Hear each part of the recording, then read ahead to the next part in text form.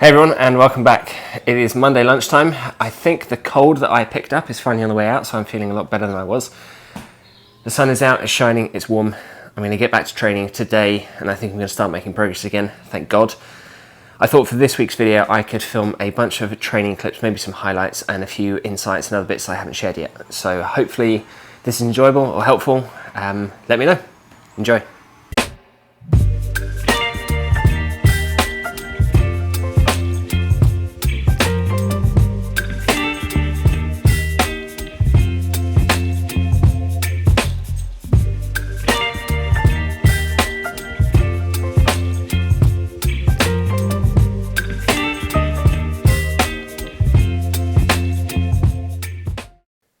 So today is Sunday, which means another week of training has come to an end, and it's been a really good one, despite the cold that I was evidently still suffering from in the previous video. This was the first time I've had to deal with a head cold while regularly practicing handstands, and to be honest, I really struggled to get any decent holds for any length of time, and it was also extremely difficult to be accurate with body awareness and positioning. However, I still managed to get a decent amount of training in, and I learned what felt like a really valuable lesson along the way, which is that it's hard enough to make progress when you're at full health as it is. So when you're ill, there's almost no point striving to make progress session on session because it's pretty much inevitable that it won't happen.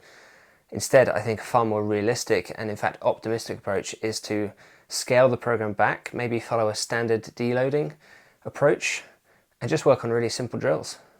First of all, this helps to give you a decent sense of achievement that you haven't just spent the week resting and not physically doing anything. But it also means when you get back to your full training, you're likely to have maintained a similar, or at the very least, a decent level of conditioning. Firstly, I've made some decent progress with the front lever. It's pretty hard to see progress week on week due to the fact that incremental differences can be a significant change, but I can definitely feel it, and I've managed to build up a decent volume of open tuck concentric pulls to a fairly decent horizontal hold. So I've decided to use the weeks of an accumulation phase where I'm not working at near maximal strength to do a little bit of testing. My theory is that the lower demands of the central nervous system during this type of training means that it's a pretty good opportunity to attempt some slightly harder variations. I definitely don't yet have the ability to hold either of these positions for any amount of time, but opening the hips doesn't actually feel completely unattainable at this stage, which I'm pretty pleased with. I've been using the rope a lot as an assistance exercise to develop pulling strength, and it's a favourite of mine for a few reasons. Firstly, it's really well known that rope climbing has been prescribed to athletes since at least the time of the Greek physician Galen, and quite possibly a lot earlier. And I tend to be relatively sceptical of new tools and technologies for training when something as simple as this that has stood the test of time is available. Secondly, it's non-linear and requires significantly more strength and stabilization at both ends of the chain used for pulling, specifically the hands and the scapula. And finally, it is routinely prescribed to gymnasts as a corrective exercise. Now, without question, the biggest step that I've taken in this phase has been with the handstand push-up. At the very beginning of this year, I started dedicating some time to using the back to wall drill, which I came across a couple months earlier. Now, there seems to be quite a lot of debate around the best drill for developing the handstand push-up, but in my opinion, there probably isn't one, and it's going to vary from person to person. So the most important thing to do is find the drill that suits you and allows you to continue to refine your alignment and position. And without question, this drill appears to be that one for me. I can't quite say why that is, but I also don't really feel the need to, because I find I can vary the difficulty of this exercise really easily by changing the depth or the leg position that I'm using. At the start of this year, I was working with a 6-inch yoga block, which was allowing me to perform generally 3 to 4 good reps in a set with pretty decent position.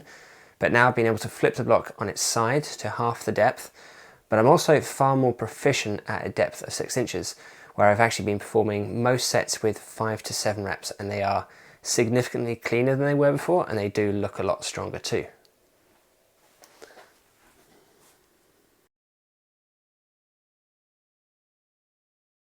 I've also been playing around with some freestanding attempts.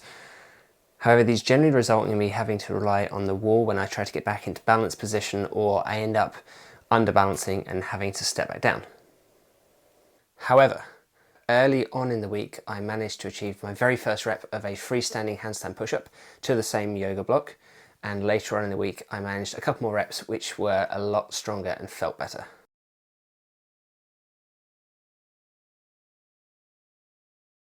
Not surprisingly, I am pretty pleased with this as it represents a major milestone in this journey, but I'm also keen not to get too far ahead of myself. It's still going to take some time before I'm able to do this consistently and without the presence of the wall, so I'm going to continue working at a similar pace, so with any luck there will be another good progress report before too long. As an assistance exercise to the handstand push-up, I've once again been using a piked variation on the floor. This time I'm intentionally avoiding a bigger range right now so I can accumulate a greater volume and time under tension, but I'm also using a slightly unconventional approach by tucking my head right under as opposed to looking at the ground, as I just want to ensure that the neck doesn't prevent me from being able to completely elevate the scapula. Last of all is another accessory exercise I've been using specifically to target the strength of the scapula, and these are a couple of variations on a Cuban rotation drill. First of all is with the barbell, which allows me to add a little bit more weight and to work the strength component to start with. And then secondly, I like to use a dumbbell so that I'm able to focus on structural balance between each side, which I know I've spoken about a couple of times before and I think is especially important for a lot of the body weight moves that I'm going after. That is all for this week. Do let me know your thoughts in the comments below, and if you enjoyed the video, please remember to hit the thumbs up button. If you haven't already, please do hit subscribe so that you don't miss out on any of my future videos. Thanks as ever for watching. I will see you next time. Until then, happy training.